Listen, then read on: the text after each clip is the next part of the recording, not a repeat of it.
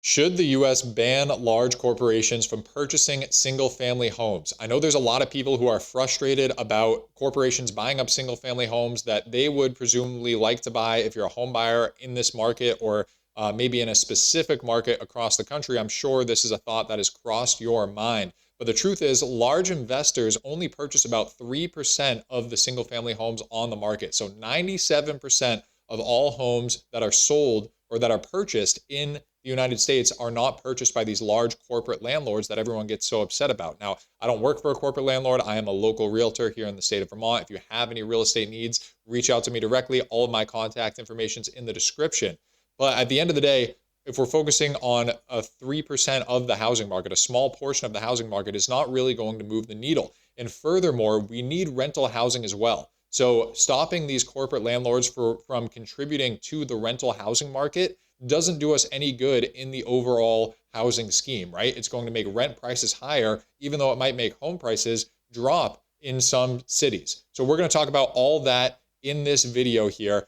Before we do, I just wanted to mention this video idea came from a commenter in the last video. So if you have any thoughts about this topic or you have a video topic you'd like me to cover, leave a comment and I will try to make a video about it. So the first thing that we're going to point out here in this video is this article that I've talked about for a few days now. This is the Freddie Mac study about how short we are on homes, how many more homes we need to hit the market. We need 1.5 million homes, rent or housing units to be available to either rent or to buy. Now, half of those units are units that we need to rent. Half of those are units that we need to buy. So if we ban corporations from purchasing single family homes and renting those housing units out, it's going to hurt the rental market and it's going to increase this rental shortage, driving up rents across the country, right? That's not what we want to do. We want to improve the rental market and we want to improve the home purchasing market. So we're, in a sense, a ban on corporate landlords would be, taking from Peter to pay Paul. I believe that's how the saying goes. So we're going to look at some data from CoreLogic here, which has some great information about rental or corporation purchases across the United States. And the first thing I wanted to mention, that 3% number that I referenced, I'm not just pulling that out of thin air. So the investor share of purchases climbed to almost 29% in December of 2023. I know this data is lagging a little bit, and they're saying it could exceed 30% in 2024. Okay, so 29% of all single-family home purchases were purchased by investors. That's about a third of the market across the country. Now, how many of those purchases, how many of that 29% was purchased by large investors? Now, if we go to this other article, again, this data is lagging even further. This is from Q3 of 2023, but I don't think these numbers have changed all that much in the past 2 quarters. So we see here, Figure 3 shows that throughout 2023, mega investors, those that owned 1,000 or more properties, and large investors, those that own between 100 and 99 properties, right? So these are all landlords that own 100 or more properties, held market shares of about 10% in the third quarter. So of this 30% of home purchases, 10% of those were made by companies that own 100 or more properties. So the vast majority of that 30% of home purchases across the United States is not being made by these mega landlords that people get so mad about. And again, I don't work for a mega landlord. I'm not a mega landlord. I own one rental property. So I don't have any skin in the game fighting for these people, but I do believe that they hold a role in the economy. And the reason why they're a viable business is because there's demand for the product that they're offering in the market.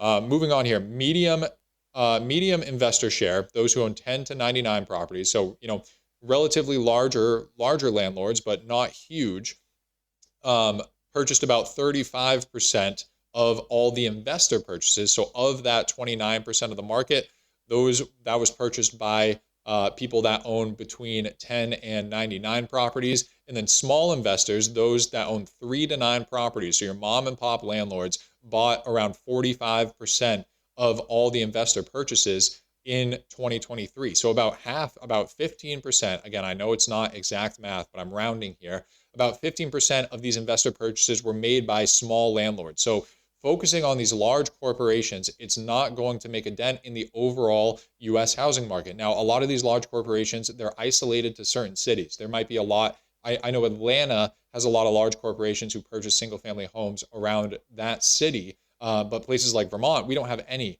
large corporations who are buying single family homes here in Vermont. So overall, if we're trying to make an impact on the US housing market, I think focusing on that 3%, those large landlords, is not the place to focus. Now, something else I wanted to point out, this is the most recent data out of CoreLogic. This was April 9th, 2024. So a couple months ago, they said that investor home purchases increased as a share of the overall market, right? So it climbed to almost 29%. We're at 28.3, or excuse me, 28.7% of all home purchases. So still under 30% of all home purchases were made by investors. So even though the share of homes that investors purchase out of the total amount of purchases increased, the actual number, the pure volume of homes that these investors purchased, decreased in 2023. We can see this graph here, it's trending down. Obviously, we saw a huge spike in 2021, and it's been trending down ever since. Now, the reason why the share of overall home purchases by investors increased is because the total number of homes that were sold in the United States decreased pretty drastically. If we look at the non-investor purchases, which is that light blue line that I'm circling with my mouse, those purchases decreased as well, right? We've talked about this many times on this channel. Affordability is, homes are really unaffordable right now. Prices are at all-time highs. Interest rates are high. It's tough for people to purchase properties. And because of that, less homes are being sold. Now, the last thing I wanted to mention is this great article. This article is written by Redfin's chief economist, Daryl Fairweather. And so what she says is really, really interesting here. So I'm going to highlight a few of the key points. So down at the bottom here, and this link's in the description. All of these links are, if you want to look at this data yourself, you're free to do so. Fewer single-family homes were built in the 2010s than in any decade going back to the 1960s. So over the past decade, from 2010 to 2020, we built less homes than we did at any point than in any decade from 1960 to today. So we underbuilt for the past decade, which is part of the reason why there's less homes than there should be right now.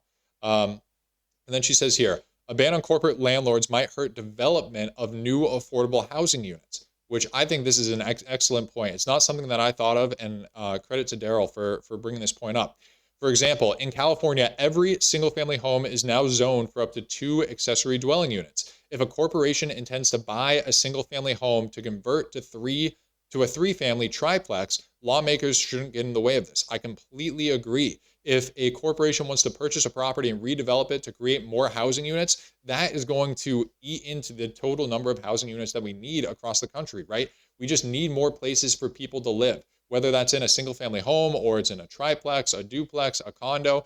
More housing units overall is beneficial for everybody in the US housing market, and preventing corporations from doing that doesn't do anything for the US housing market. And so she says here, this red portion at the end, I think is a really great way to end this article. She writes, the scarcity of homes drives up the value of homes. It gives speculators, including large corporations and hedge funds, a way to profit from the lack of a basic human need, shelter. And that's what people get upset about, right? Corporations are profiting off of the shelter that people need to survive, which is frustrating for a lot of people. But right here, laws supporting development of more homes, like eliminating single-family zoning and subsidizing new construction of affordable housing, will solve the housing shortage. Anything else is a distraction. And I completely agree. This bill, that maybe it has good intentions from lawmakers who are trying to make a difference, is really just a distraction for the real issue.